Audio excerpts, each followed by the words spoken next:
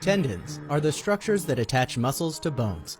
When the muscle contracts, it pulls on the tendon, which moves the bone. This muscle contraction places tension on the tendon. Despite being constructed to withstand large amounts of tensile loads, tendons can still be injured from too much tension. However, this isn't the only thing to consider. Compressive loads can also play a large role in tendon pathology. It's sometimes difficult to grasp the idea of how a tendon undergoes compression. To explain this, we can use a cable and pulley. When the cable is attached to the pulley here, and there is a weight attached to the cable, there is a tensile load applied to the cable. However, as the pulley turns and the cable has to go around the pulley, a compressive load occurs between the cable and the pulley. You won't want to place your fingers between them because of that compressive force. The cable and pulley is simply an analogy for what happens to a tendon as it wraps around and is compressed by a bone.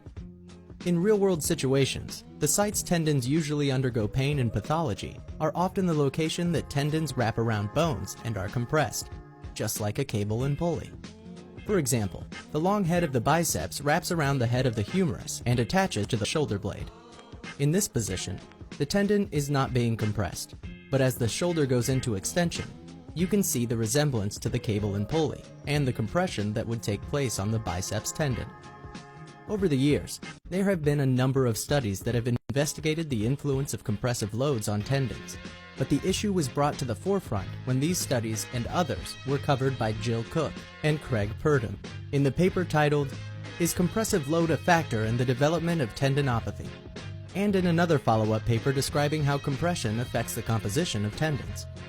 The human body has many sites where the tendons are compressed by bony protuberances. For example, the Achilles tendon, as it inserts onto the heel bone, can undergo compression at the end range of heel drop. As a result, some people with an insertional tendon problem may get worse when exposed to end range loading, whereas people with a mid-portion tendon problem may be okay. The lateral gluteal muscles can undergo compression at the hip when the thigh is flexed or brought across the front of the body. This can be aggravated by crossing the legs, or if someone allows the knee to drift inward when running or performing a single leg squat, or if they allow the pelvis to drop when running. In all those examples, too much compression could play a role in tendon pain.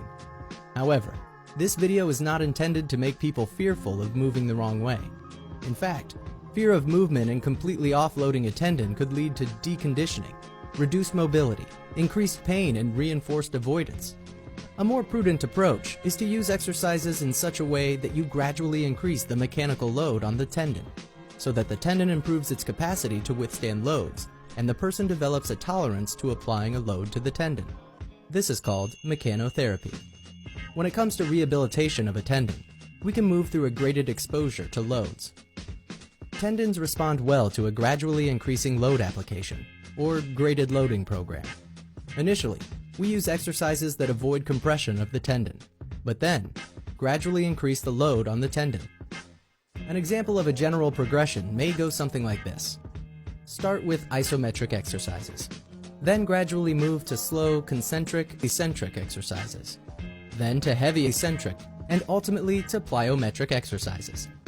In this manner, we increase the capacity of the tendon to withstand loads while at the same time reduce the patient's fear of using the tendon.